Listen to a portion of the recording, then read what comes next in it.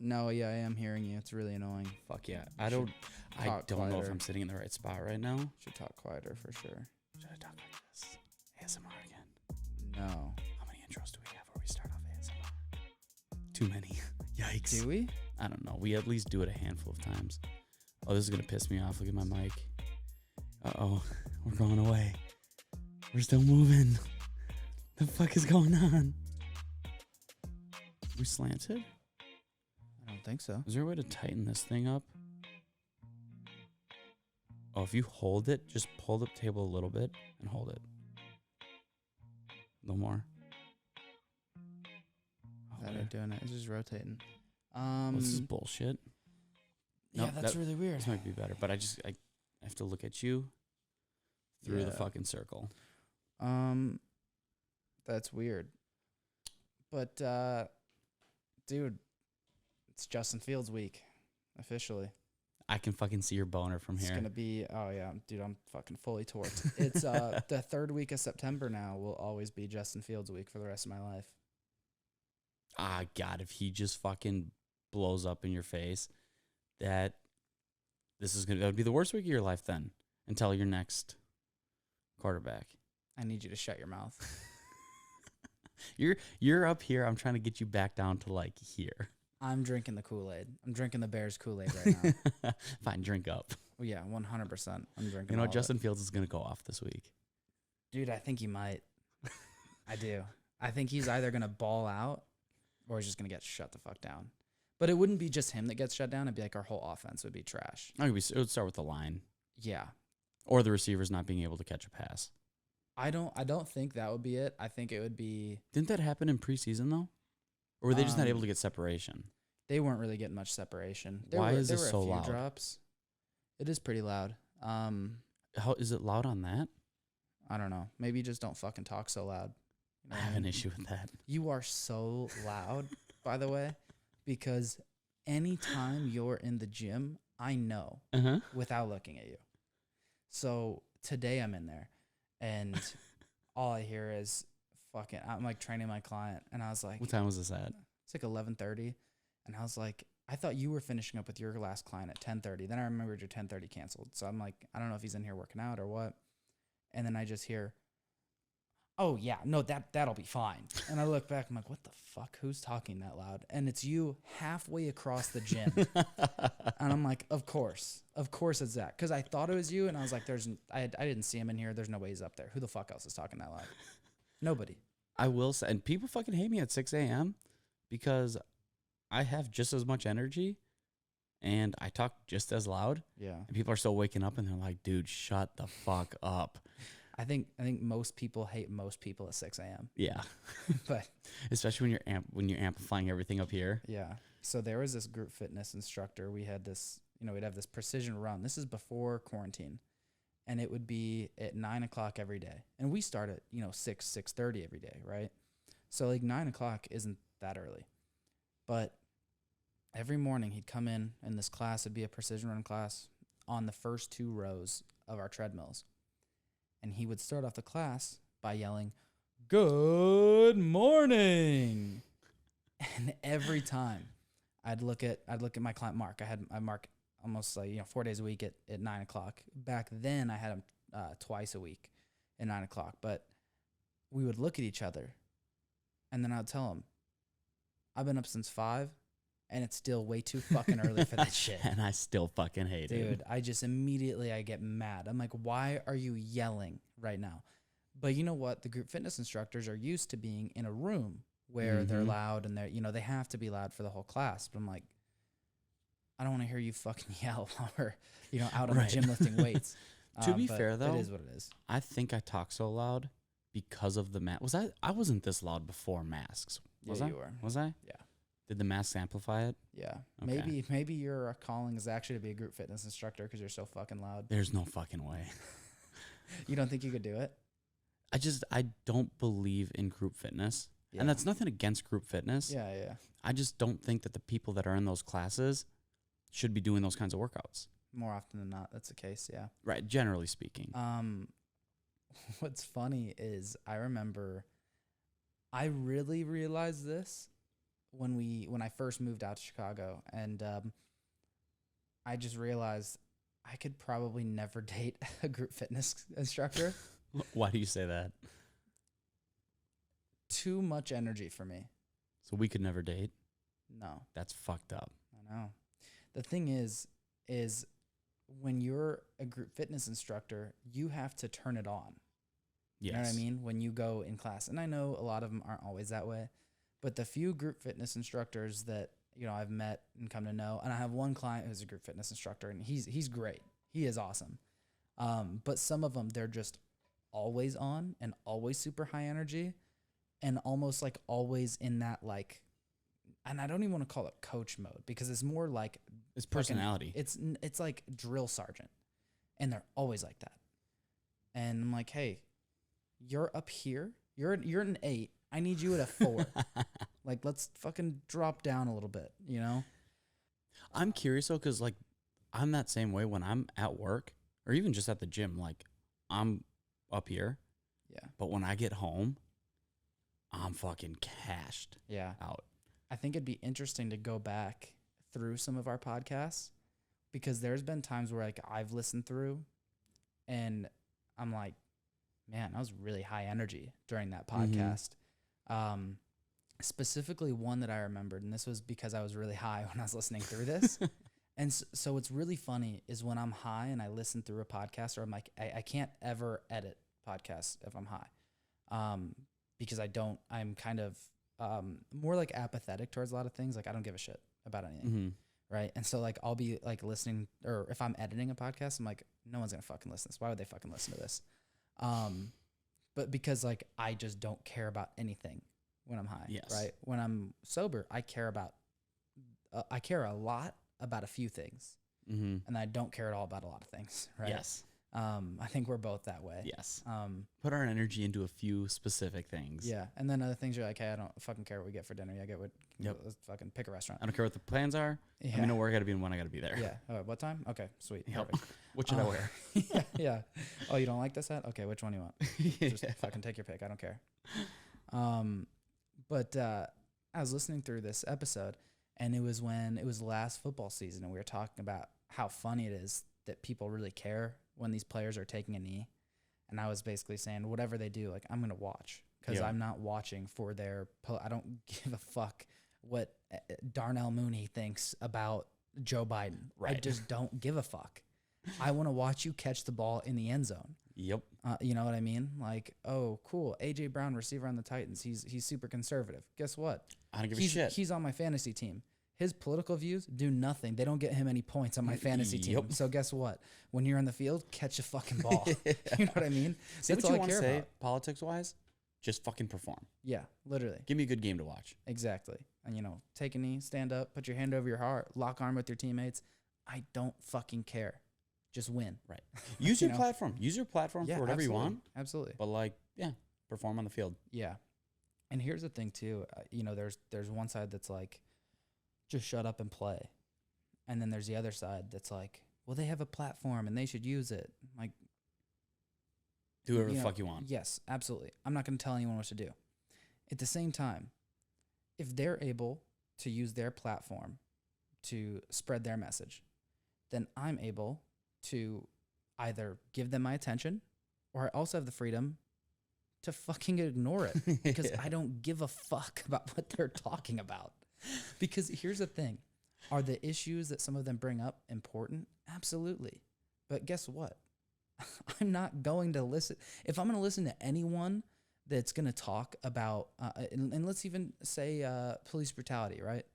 I'm not going to listen to Colin fucking Kaepernick. I don't give a fuck what he thinks about police brutality. Right. I want to hear from people who, and I'm not saying he's not smart. He was a smart guy in college. And even like there's a lot of NFL players that are smart guys, really sharp. But I don't want to know your opinion. I want to hear from people who have studied this for years and years and years, and that's like their whole life goes into that, right? Or have been in the field. Yeah. If I want to be like, hey man, what the hell happened on this play, on this Bears play? Like, how did this play fucking break down? Then I'm going to go to a football player and say, what's your opinion, right? Or whatever. I'll watch their content if they're talking football and stuff. But if I want to learn more like politics stuff or social policy, like cultural relations. Like I'm going to go to experts in those fields. Right. But that's the thing. Like we put so much emphasis on these athletes as like they are superheroes, and they're normal people in the sense that like normal conversation, but they excel at one art. But we take them like Tom Brady, for example. If Tom Brady says something out of line, that thing's getting blown way out of proportion, and it's going to be blasted all over social media. It's going to be headlines on a lot of different websites, TVs, whatever.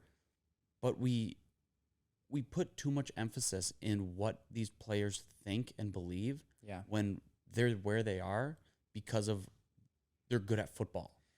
Do you think it's strange that we almost kind of, as society, we tell them that they're supposed to be role models when people do things and they're like the taunting rules, for example? I think they're absolutely retarded. I think they're so stupid. It ruins a game. Like, you're not letting the players have any fun. Like, they celebrate after a big play and there's a flag. Like, you can't be pumped about a play. And then people are like, oh, well, you can be excited about a play and not get in the other guy's face. I'm like, okay, so you've never played sports. Right. Especially football, Yes. right? Like, imagine if one of those guys was on like if they were on a field for just one drive of a high school football game. You know how much shit talking is going on in those games? Even basketball, baseball even at times. Mm-hmm. Baseball is probably like the friendliest sport. But Baseball's the most passive aggressive. It is. Like most of the time you're like, shooting the shit, talking to the guys on base. Like it's not. Like the guy who just did the Euro step after he had a home run and then he got struck out the next night and the pitcher did a Euro step going off the mound. Yeah, that's just funny. Like that's passive aggressive, but I fucking love it. It is. But it's funny how we tell them, well, you shouldn't be doing that because, our kids are watching and you're their role model and blah, blah, blah. They don't get paid to be role models. Right. So they get paid to win. I see both sides to it. I 100% agree with you.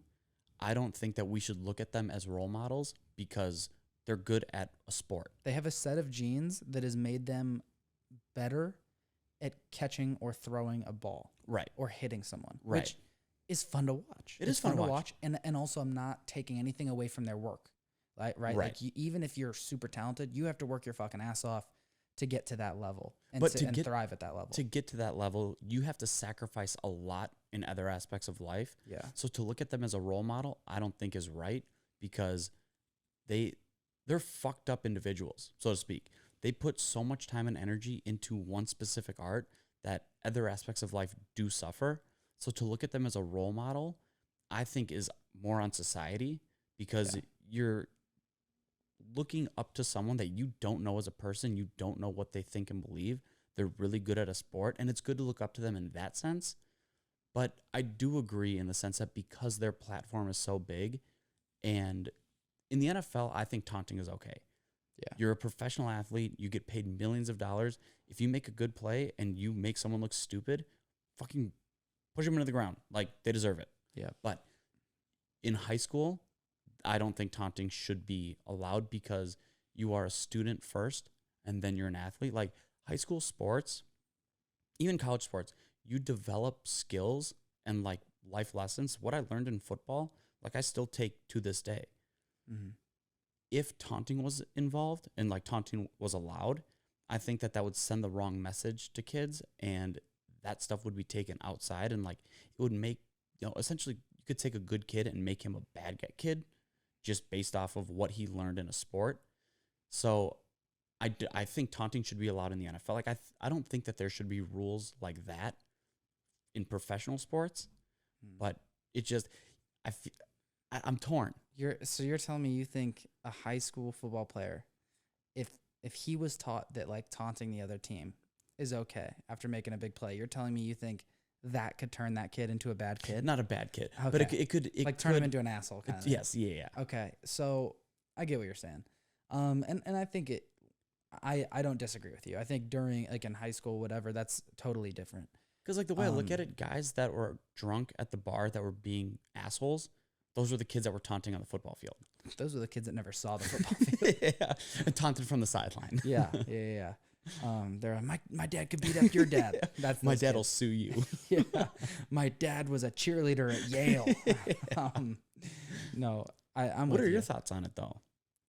I think it's one thing to look up to athletes for like inspiration, like, oh, they worked hard and they came from nothing, or they came from, unfavorable circumstances.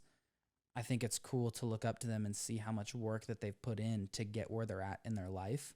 But I don't think they're necessarily role models. And I don't know whether I think anyone really should be a role model as a whole, right? I think I have people who I look up to in different areas of life. Like in fitness, I respect a lot of guys like, Mike Isertel and Eric Helms have been. How did I know Mike Isertel was going to be the first name you said? Those guys are two of the biggest influences for me in my knowledge. But I also love our business coach, Matt McLeod. I love his approach to fitness. And I think that's a good balance, and I look up to them in that respect. I also look up to Matt a lot when it comes to like business philosophy.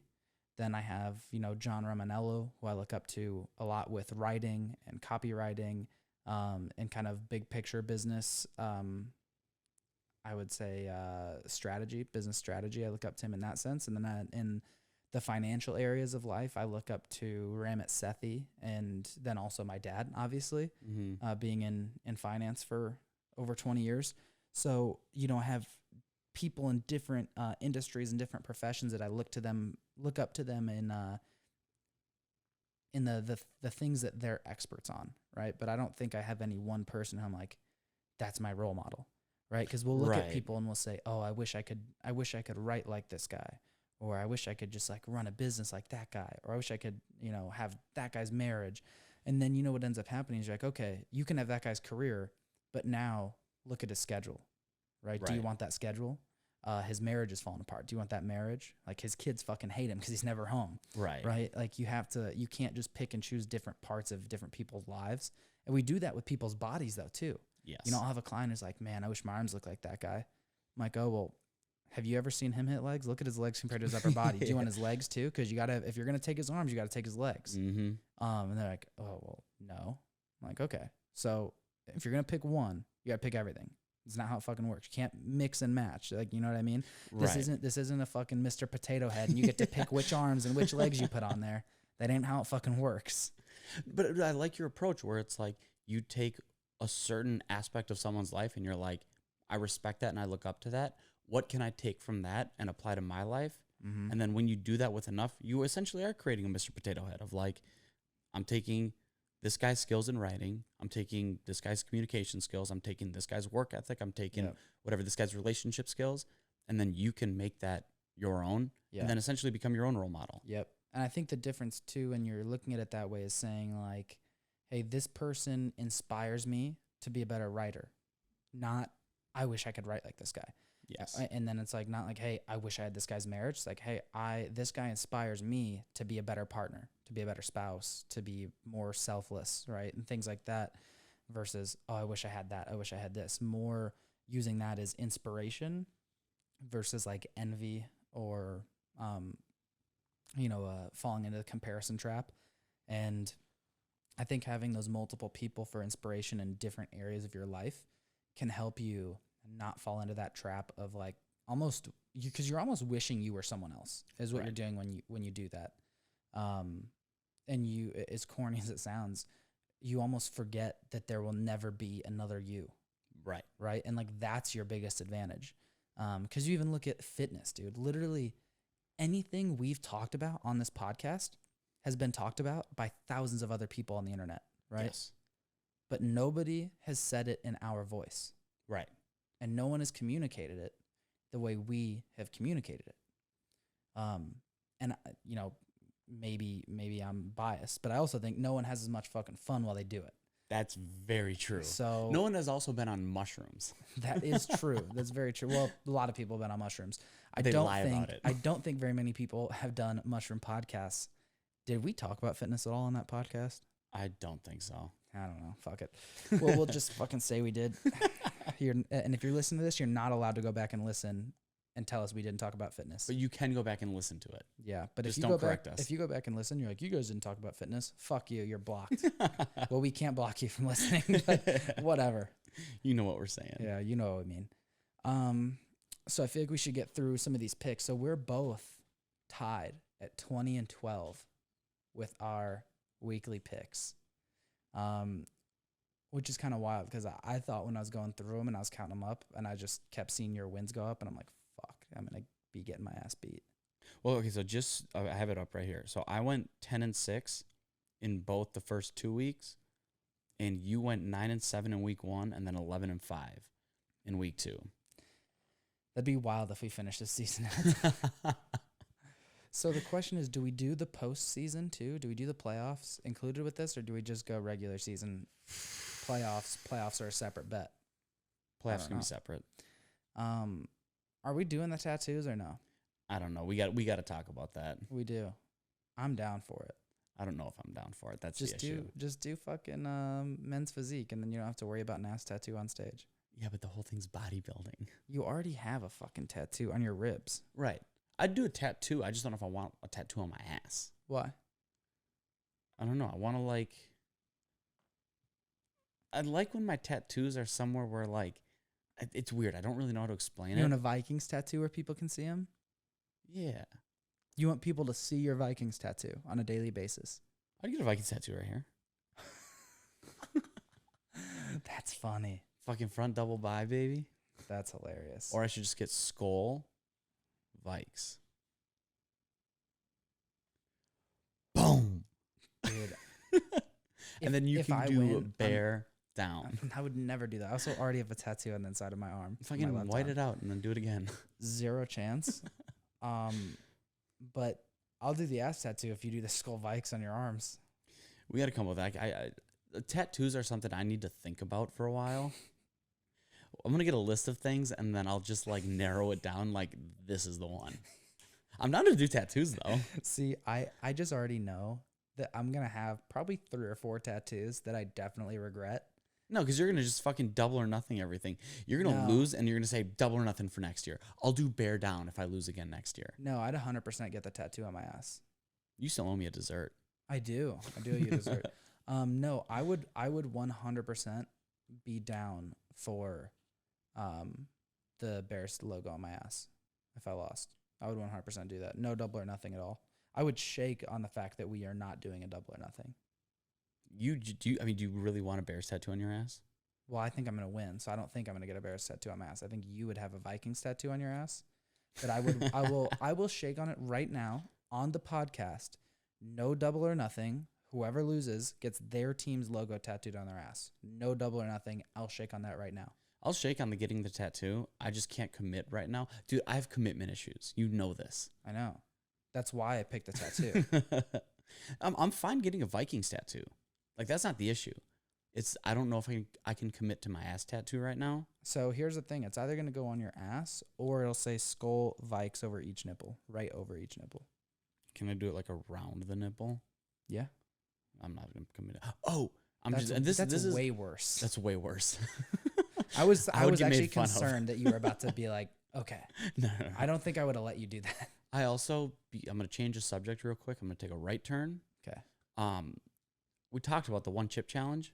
Yes. I kind of briefly told you about it because I wanted to do it, and you have no idea what this is going into it. But I think we should do it as an intro, maybe like the end of the intro, where we each take a chip and see our reaction on the camera. Did you see Arlen? It's a really spicy chip, right? Did you see how Arlen just did it, which is what reminded me of it today? Did you see his story? No. He did it at work. And he fucking just got up. I mean, he looked like he was in pain. Oh, shit. So I'm in. We got to do that one of these days. Yeah, I'm in. 1 chip challenge. All right, should we get into these week 3 NFL picks? Let's do it. All right. We got Bengals at Steelers. Dude, that's not the right week. I'll start up here. Panthers at Texans. There we go. It's the same week. I have the thing here in order. Okay, so here's the thing is on our graphics that we post on social media, if most of our picks are the same in the first 8 games, I swap which one goes first. Because I see. Otherwise, they're like, these guys pick all the fucking same teams. Yep. So I want them to see more of the different picks first. And on this one, I just left it because I don't know. And then I read from the bottom page. Because I have it here. I just have the teams. So Connor texted me, explain the thing so we don't look like fucking. Yeah, I don't so know. I texted Zach and I said, send me your pics because I was going to send them to our new graphic design guy. And he makes our graphics and he's going to start, making our thumbnails and all that. And he just sent the names of the teams who he thought were going to win. It had nothing. There were no matchups written in there. So he literally just wrote like Panthers, Chiefs, Cardinals, Browns, Bills, Texans. Hold on, whatever. chill. I only read the first 5. That was probably too fast. I couldn't even keep reading the logos that quick. But anyway, that's how we got here. Yeah. So I have them in order from Thursday to Monday, and he started like halfway through Sunday. Yeah. And we, we're recording this on a Thursday afternoon before the Thursday night game, the Panthers Texans. We actually had to split up our recording days. Well, we thought we were going to have to because Zach didn't finish until like 7 p.m. We both start at 6:30 in the morning, and we didn't have any midday availability Monday, Tuesday, or Wednesday. Or Thursday until yesterday. Yeah. And so I go, okay, well, we didn't think we were going to have this Thursday open, and then we had some clients that had to reschedule, and it worked out.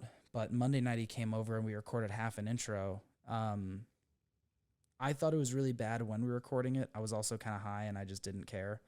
But it was halftime of the Packers-Lions game, and the Lions were fucking winning. And I was like, I've never been more happy to be wrong about a pick ever, unless I'm picking against the Bears. But like if I pick the Packers and they lose, I've never been happier to get that wrong, right? And then they ended up losing 35-17. Packers scored 3 unanswered touchdowns in the second half, and it was not even a game. Fuck you, Lions. Yeah, fuck you, Jared Goff. You had one fucking job. Oh, man.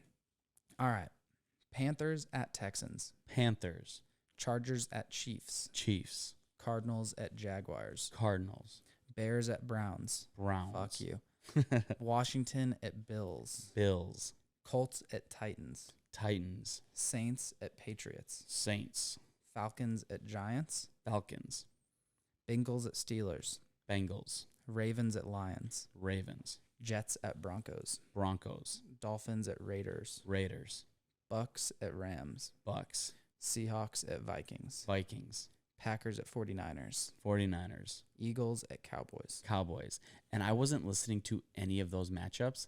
I was just making sure I was reading the right team. I was like, if he switches one game around, I'm going to look like an idiot.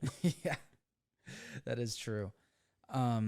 So I want you to pull up the games right now I got 'em right because, here. okay, I want you to tell me if, like, this isn't counted towards your pick. Like, you have your picks, but if you had to pick an upset this week, what matchup would you pick? What team and why?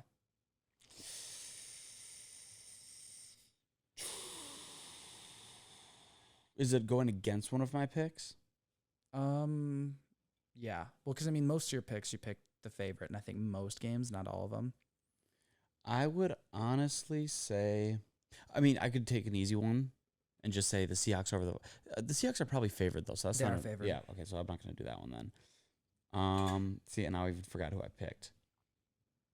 I'm gonna go Saints Patriots because I picked the Saints, but I think to go against my pick, I guess I picked the. Are the Patriots the underdog? I got to imagine. They're both 1-1. But I don't know. I mean, Should I just say I think the Bengals are gonna win? I mean that is an upset. You're really bad at this too. So you can't ask me a fucking question like that on the spot. Jesus. Yeah, I should have asked you that earlier. That's fine. I can still give a good answer and make you look dumb. No, I'll fucking say the Saints and the Patriots. Because we don't know who the Saints are this year. I know. We don't know who the Patriots are either. Think about this. There's so many teams who we don't know who they are. Because even the Cardinals, they've started off looking really good, right? And at least their offense has. But they were fucking 7-9 last year.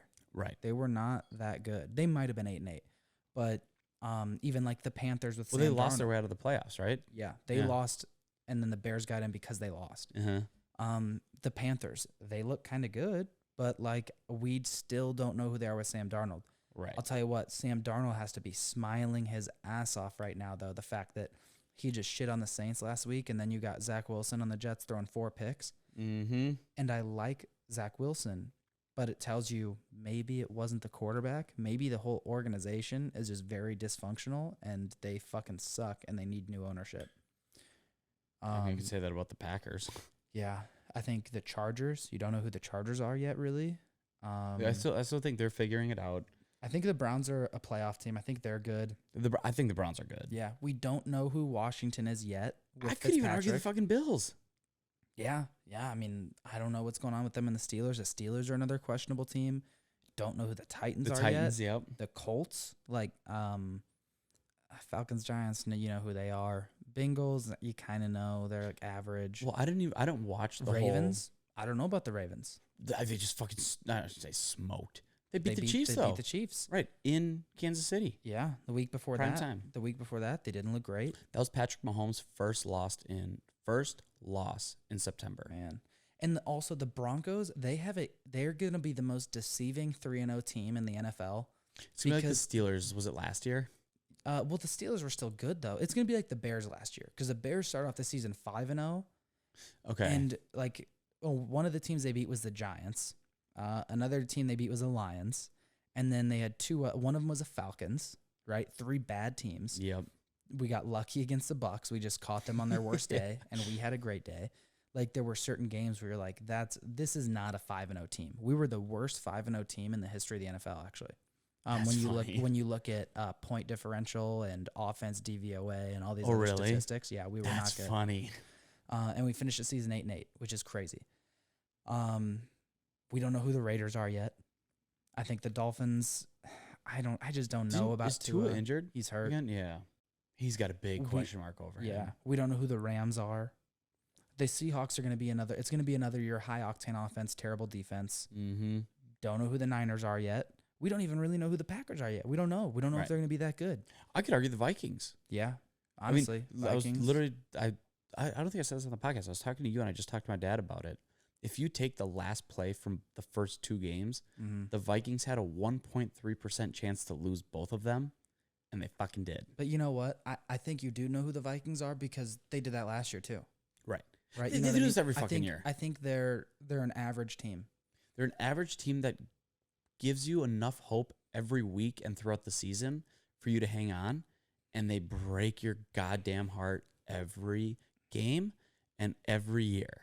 It seems like most years, at least in recent years, they're just like a fringe playoff team that they could go anywhere between 6-10 and 10-6, and you have no idea what it's going to be. But that's the problem because year after year we always get those middle of the road picks. Yep. So we're never bad enough to get a top 5 pick, but we're never good enough to go to the Super Bowl. Yeah. And I think even Eagles and Cowboys, we don't know who either of those teams are yet. Eagles had a great week 1, struggled last week. Cowboys, Dak looks good. Still some question marks around the rest of the team. It's so weird, Zeke Elliott's good, but he's not what he was. No. Well, also a lot of the reason why he was so great earlier on was he had the best O-line in football for the first 2 years. You put any running back there. Yeah, and unfortunately, I think you know who the Bears are.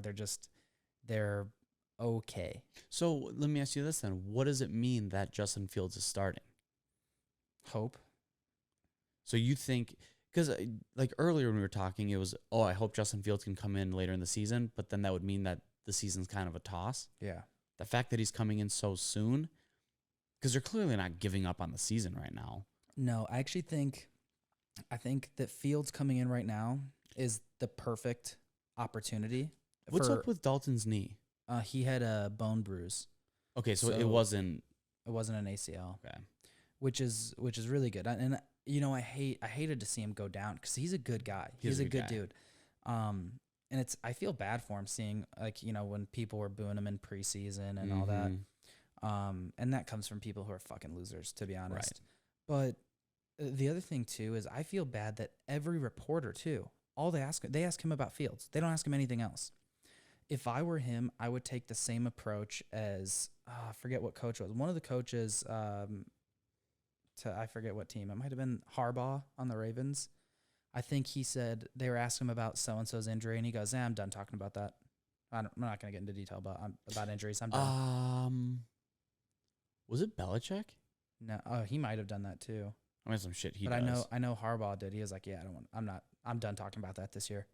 That's That's funny. fucking awesome. Yes. If I was Dalton when they were asking about Fields, I would say, "Hey, I've answered all your questions about Justin. I know you guys are excited to see him, but I'm not going to answer any more questions about him. I think he's a great guy. I already gave you guys everything I have.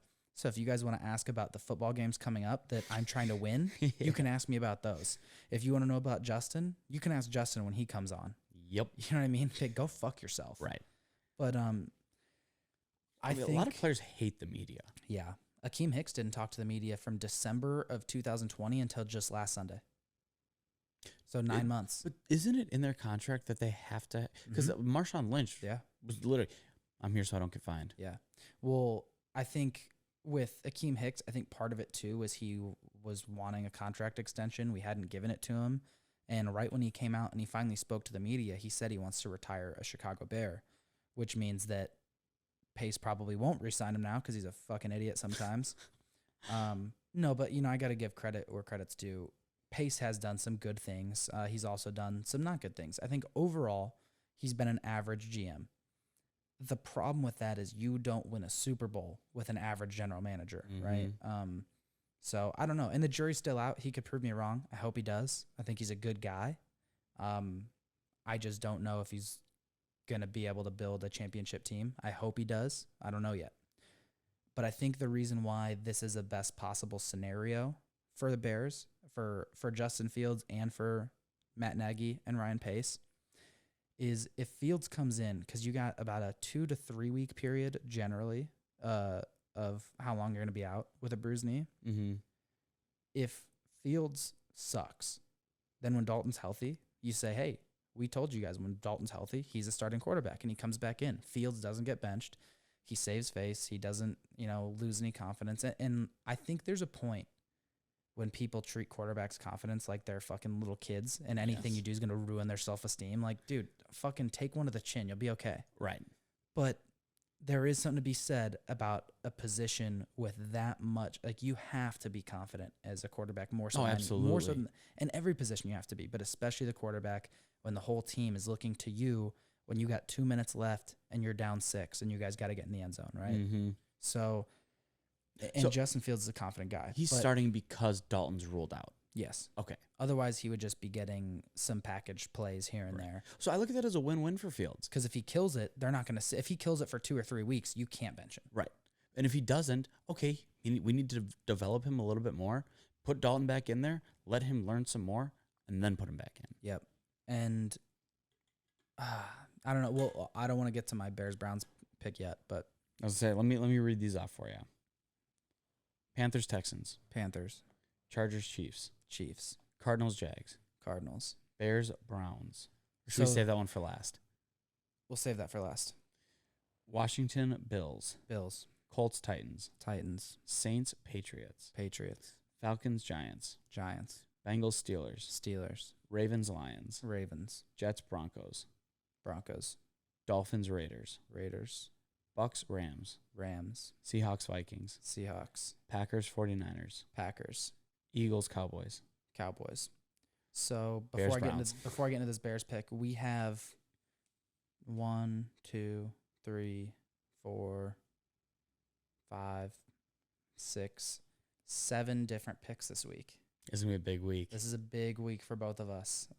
There were some games that I could see them going either way, and I picked the other team just because I want to keep it interesting, and I think I could see either team winning. So Patriots, Saints, and I don't know yet. So I was like, we should take turns who picks first. We should. Yeah, so I'll pick first next week. Yeah. So I took the Bears against the Browns, and logically, I know that the Browns are a better team, right? But you have Jarvis Landry out with an injury.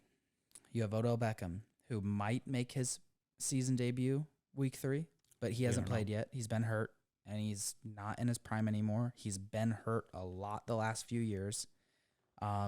He's missed majority of the games in the last 3 or 4 years. Yep. Yeah, 45 games or something like that. Something crazy. You also have Baker Mayfield, who separated his left shoulder last week and popped it back into place. Who's also Baker Mayfield. Yeah, and it's not his throwing arm, so I don't know. But I think they have a really good pass rush, and that's going to be tough to stop. So I think Fields is either going to ball out or their defense is going to smother us, and we're all going to suck. So He's not going to have an average game. The thing is, you just never know with these rookie guys. Sometimes they come in and they just ball out, and you're like, what the fuck? Where'd this guy come from? So I'm hoping that the Bears can get that high energy from Fields, and if he makes a couple big plays and swings some momentum, that's what I'm hoping for. So we'll see, man, but I'm going with the Bears. I feel good in that pick. You know what you always do? You pick one team, and you're like, but I could see it going this way, and then you say why, just so you're right either way. Because if you get the pick right, you're like, I was right. But if you're wrong, you say, well, I was right because I thought it could go this way. You 100% do it. I could go through every game right here and take the team that you didn't have winning and be like, give me a reason why you think this team could win. And then if they win, you're like, I went 100% this week. Not true. It is, and that's why you're fucking laughing. I've been watching way too much fucking Crystalia. Yeah, I know. And now that's how I think. No, so here's the thing is I'll do that. I will. I'll tell you which team I think could win, and I'll tell you why the other team could also win. But that doesn't mean I'm picking that team. I took my pick. I picked who I think was going to win, but I said they could lose because X, Y, and Z. But I'm not going to say, oh, well, I said the other team could win too. I'm like, no, I fucking got it wrong.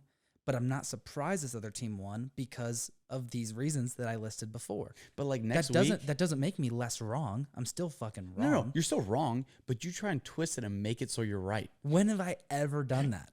If the fucking Browns win, we're going to come on the podcast next week and you're going to pull this shit where you're like, see, this is what happened and I said this was going to happen. I was right. No, I'm going to say I'm not surprised, but I was wrong. I went with my heart. You won't say you're wrong. You will not say you're wrong. I 100% will. I mean, now you have to. I do, but I 100% would. I would say I fucking went with my heart and I fucked up. I should have went with my brain. Really? Those are the words that are going to come out of your mouth next week. Yeah.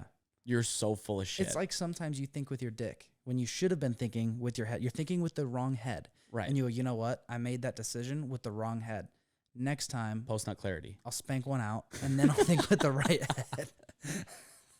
We gotta do these picks after, like, give it some time after Justin Fields. Jerk off. Right. Literally. Like, Justin Fields gets announced a starter this morning, right? It was this morning? Yesterday morning. Oh, it was yesterday morning? Dude, and by the way, it's been the longest fucking day and a half since then. I was pumped when they announced the pick, but I wish they would have waited until Saturday night because not for any strategy reason, just for the fact that now, because of fucking Matt Nagy announcing that to the press, I have to wait. Sunday. I had to wait 4.5 days before the Bears play. I'm like, that was too fucking early, Matt. You wait. You probably have a countdown on your phone right now. Dude, don't ask me. I might have a timer on there.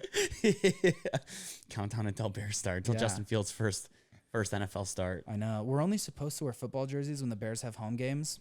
But I'm not gonna ask for permission. I'd rather ask for forgiveness. But I have to wear the Fields jersey tomorrow. But it's also Friday. Only football Fridays on Bears home games, but I have to wear it because it's Justin Fields' first start. But you know what's fucked up? That makes sense, right? Who the fuck cares about the Bears? The Vikings have a home game. Well, I know. That's what's funny. So you should wear your jersey anyway and say, well, the Vikings might have a home game. Yeah. Who cares? Fuck yeah. Yeah. Man. Well, that's what it's like being an employee, huh? Yeah. All right. Should we get into these questions now? Absolutely. All right. You make it sound like a whip. Yeah, I know. I realized that right when I did it. Yours was kind of a whoosh. Swoosh. Yeah. So whoosh. Yours was. Maybe that's what we'll do, though. I wish you whip. Wish you whoopee. Wish you whoopee. Do we do it at the same time or different times? Did we try it at the same time? Yeah. Count us down. 1, 2, 3. Oh, I did it right on. I know, because I can't say 3 and do the you were about at the to do it. You were about to go 1, 2, and then do it. I saw your mouth go in that, but then you said 3. You psyched me out. You did the fake snap, the hard count. Do it again. Do it again. After 3, it would be on 4. Are you gonna say 4? No, I can't say 4 and make the noise.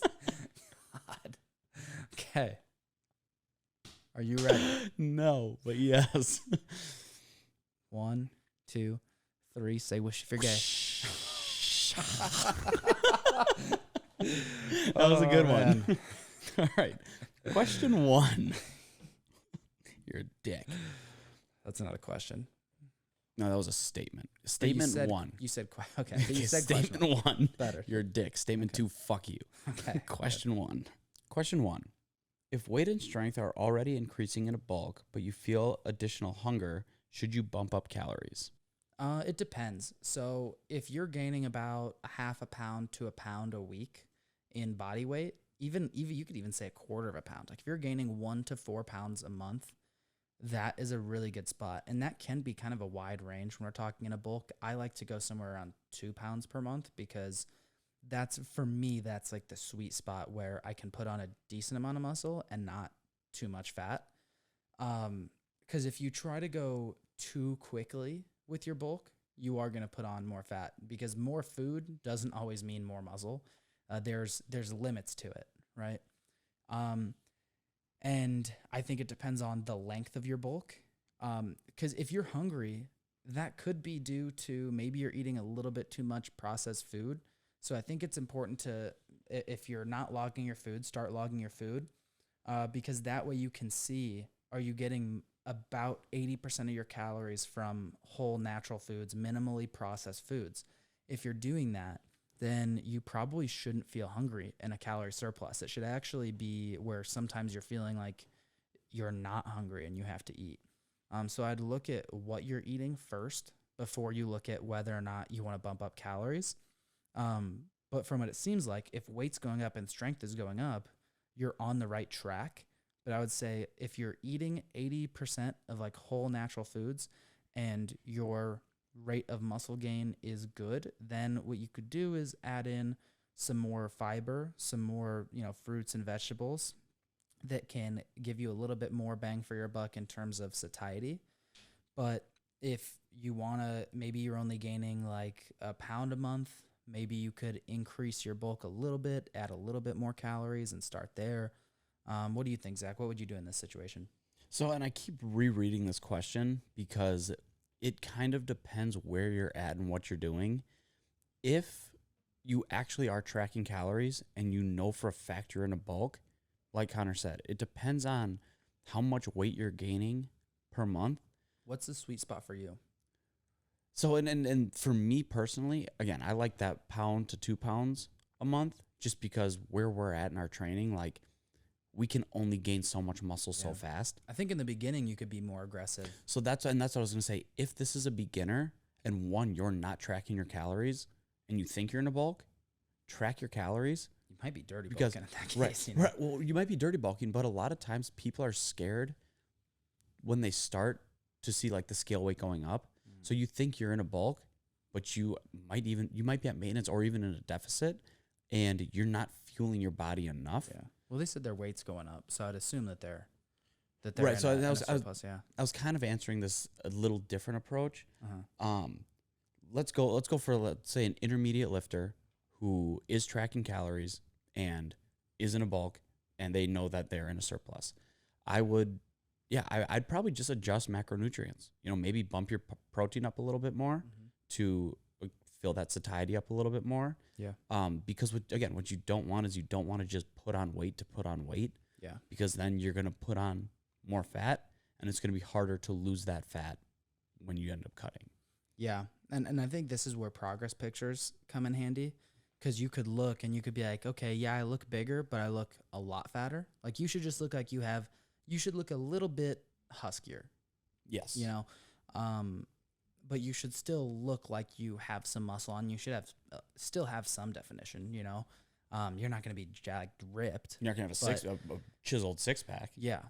But it depends on the situation. I would say, like you said, look at maybe if you're not going to adjust the calories and macros, maybe you're actually in a good spot, then I would either bump up protein or bump up your like fruits and vegetables, or both.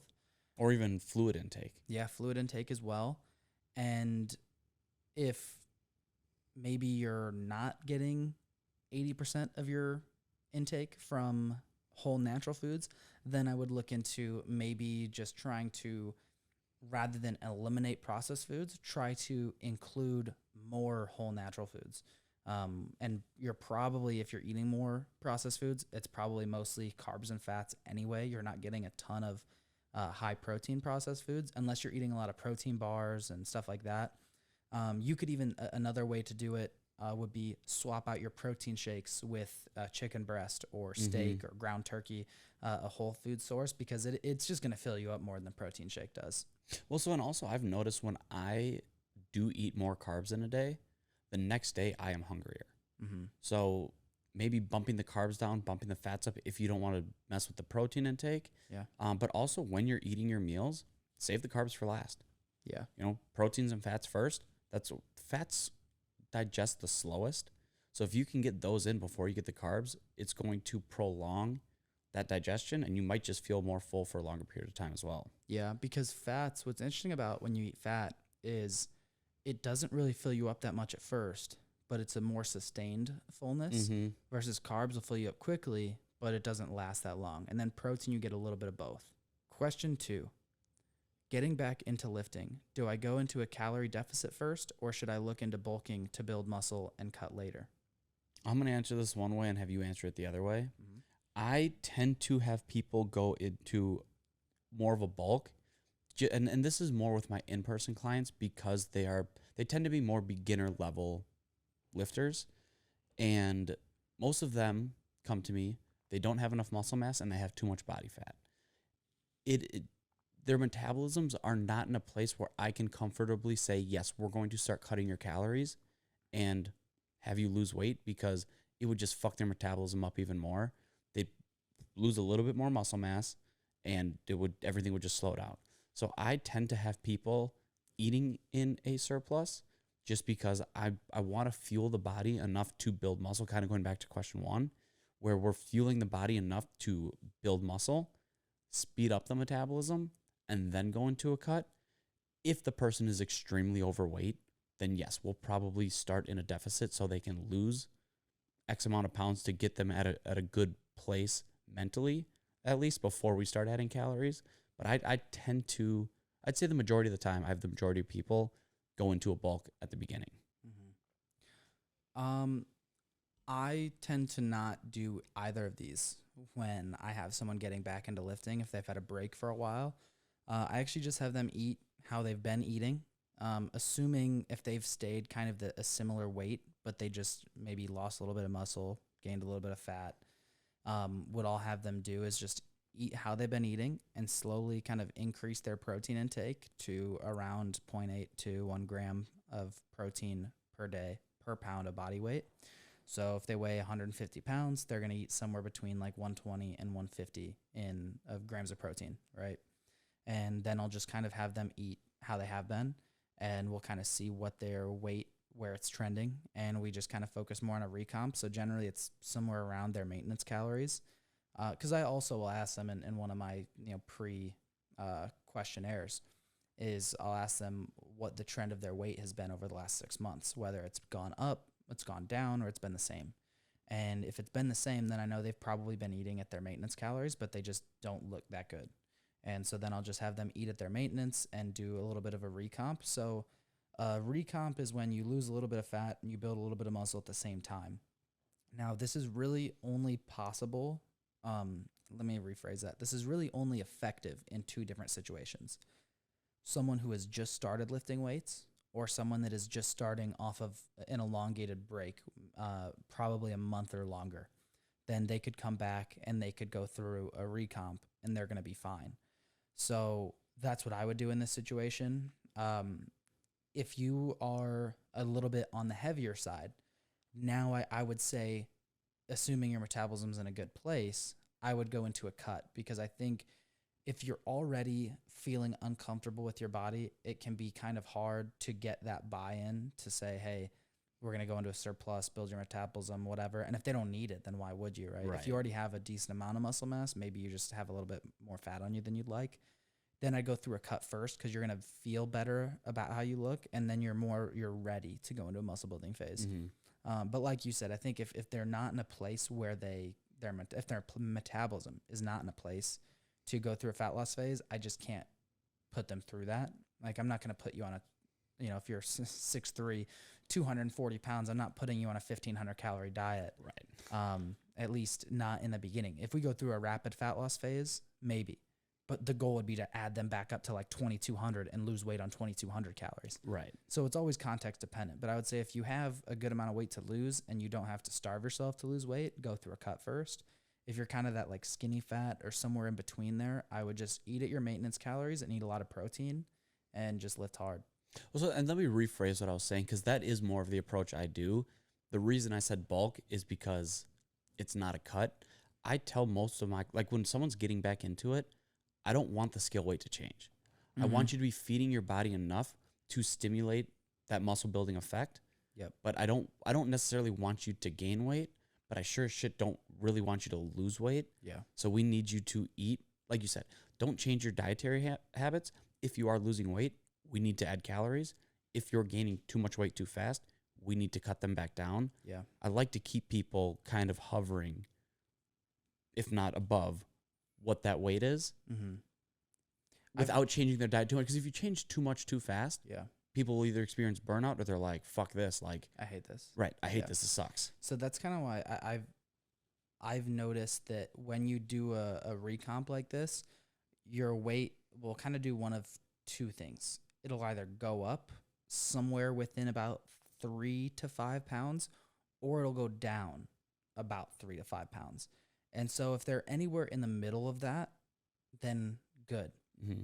If you're losing really, really quickly, and I'm talking to the person who is not very overweight, maybe you're just a little bit skinny fat, then if it starts going down, I'd be like, hey, what are you eating? Because you might not be eating enough. And then you're risking some muscle loss, right? But if they have a lot to lose and they go down kind of quickly, I'm not really worried about that because they probably are having, adding a lot more movement into their routine than they're accustomed to. So it depends on the situation, but by and large, I think I tend to go for a recomp, but there's definitely those situations like you said where, maybe we do go into muscle building phase first. So it kind of depends. Question 3. What are your thoughts on that quick extension of the hamstring before someone goes into a deadlift? So the quick extension of the hamstring before a deadlift is actually not necessarily for the benefit of like stretching your hamstring. It's actually it's a common technique in powerlifters, and it's used to pull the slack out of the bar. So the slack is a couple things. The first thing it is the give that a barbell has. So you'll notice that if you watch like a powerlifter do their deadlift attempt in a meet, you'll notice that bar bends. And that's part of it's because in most federations, they use a deadlift bar versus like a stiff bar. So a deadlift bar bends more with more weight on the bar, right? But even regular barbells are going to bend a little bit. And there's also about a 2 millimeter difference between the sleeve of the barbell, which is where you load the plates on, and the ring of the plate that you're sliding on there. And the reason there's that little bit of difference is because it makes it easier to slide the plates on.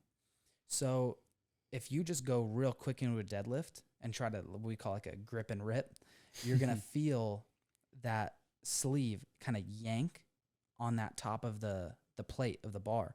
And you feel this little jerk. And sometimes that can be pretty uncomfortable on your lower back. And so when you bring the hips up, what you're doing is you're pulling the bar as your hips come up. And so you're creating tension through your whole body. The slack is now out of the bar, so you're going to be a lot more efficient out of the pull. And so after you pull that bar up, you get the slack out. Then when you see them sink their hips back down, they're not just pushing their hips back down to the floor. They're actually thinking about wedging their hips into the bar, which means when you start that lift, you have the hips up, you're pulling the bar, and you're thinking about using the bar, the leverage that you have of pulling that bar, you're thinking about pushing your hips towards the bar. And so what that does is that actually minimizes the need for hip extension during the deadlift, which means your hips don't have to come as far forward as you're pulling, which makes it a little bit easier on your back and also puts you in a position with a little bit more leverage and a lot more tightness and rigidity through your spine. And so it pretty much just helps you set up for a much better rep. And so that's why you see a lot of powerlifters doing this. You don't see a lot of people outside of powerlifters or people that maybe have been trained by powerlifters that do this technique, but it's extremely efficient when you're going through your deadlifts. Like it's a huge help. But you also, it's really easy to fuck that technique up as well. So like if you're gonna do that, definitely make sure you're like, if you're not working with a coach, watch a fuck ton of YouTube videos about pulling the slack out of the bar. And I would look at powerlifters more than I would bodybuilders, because the difference in deadlifts with how you would deadlift for, like you probably don't, I shouldn't say probably, you don't need to be doing heavy deadlifts for hypertrophy. I would argue that it's probably a bad idea, but they're really fun. And that's why I like to do them. Yeah. Even if I'm in a hypertrophy phase, I still want to deadlift heavy because it's fun. Yes. But yeah, I would say work with a coach would be your best option to learn how to use that technique. But essentially it's just used to pull the slack out of the bar, which can be done without bringing the hips way up, but it does make it easier if it's coached correctly. So, and this is actually something we did in football. It was during our explosive phase of like during deadlifts where we're doing like 3 quick explosive reps, but it's that short, was it the short stretch cycle? Mm-hmm. The stretch shortening cycle? Yeah. Whatever. Basically, like you're treating your muscles like a rubber band where you stretch it and then you like snap it and get the power. So I've seen it used with athletes. The technique is never taught properly, and I've seen a lot of people do it, and it looks like they're going to throw their back out while they're deadlifting. So like Connor said, there is a very specific technique used when doing that. 9 times out of 10 when I see people doing it, I think they think it looks cool. For me, when I did that in high school and in college even, but it ended up being a habit of like, yeah, this is how I've seen people do it, so this is what I'm going to do. And I also have had 3 acute herniations in my back, so learn the proper form and technique. Yeah. It's funny, I was taught in high school we would roll the bar out in front of us. Yep, I did that too. And then roll it back in and be like, this is what helps you get your lats engaged. And it actually just gives you, the more that bar moves forward and back from you, the more opportunities you have to fuck up. You know what I mean? It's just more wasted movement. And the more wasted movement there is, the more likely you are to fuck your lift up. Like that's just kind of what it is. I've never really understood that technique. It didn't make sense to me when I was taught, and I didn't really know much when they taught me that. And I was like, this seems kind of dumb. Because like, you know what else gets your lats engaged? Bending the bar. Like, I don't know.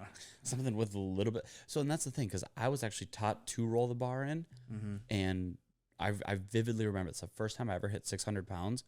I went to just do it, and bar wouldn't go. I literally pushed it out and then pulled it back in, and as it was coming in, and then I fucking got it. Yeah. I just think that there's so much more room for error when that bar is moving. Yeah. And it's not worth it. I bet if you would have known how to properly pull the slack out and wedge your hips into the bar, oh, absolutely, it would have flew. Absolutely. And that's a funny thing is people will look and be like, oh, well, this person, deadlifts that way and they're really strong. I'm like, yeah, well, imagine how much stronger they'd be if they didn't deadlift like a fucking idiot. Right. It's and not to throw shade. They're right, probably not fucking idiots, but just if they were doing things properly, they'd be a hell of a lot stronger. It's like you see guys, some dudes that are on roids and you see their workouts and you're like, why are you could be so like they're jacked, they're huge, whatever. You're like, you could be so much better. Yep. If you just did things more properly. Well, and I use this all the time, but it's the same thing when people cherry pick. Oh, well, this person's a vegan and they're an Olympic athlete. Yeah. I'm like, put them on any fucking diet, they're gonna be where they are. Yeah. Like you can't cherry pick these one thing that one person's doing and say that's what got them there.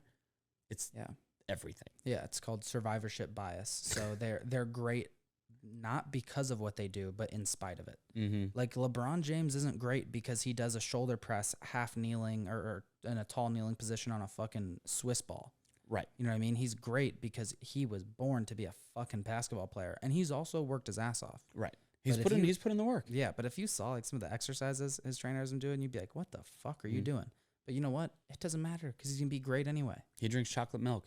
I drink chocolate milk too. I'm not in the NBA. Yeah. I should be, but... Why aren't you 6'8"? Apparently I'm not drinking enough chocolate milk. LeBron picked better parents, I guess. Yeah. That lucky fuck. Thank you for watching this episode of 5-Year Plan. If you like what we're doing here on the show, be sure to like and subscribe. If you want one of your questions answered on a future podcast, you can write into our website at www.5yearplanmedia.com, or you can write into our Instagram page at 5yearplanmedia. You can find me on Instagram at @Z_Condon. And you can find me on Instagram and Twitter at ConnorYoungman_. Peace. See ya.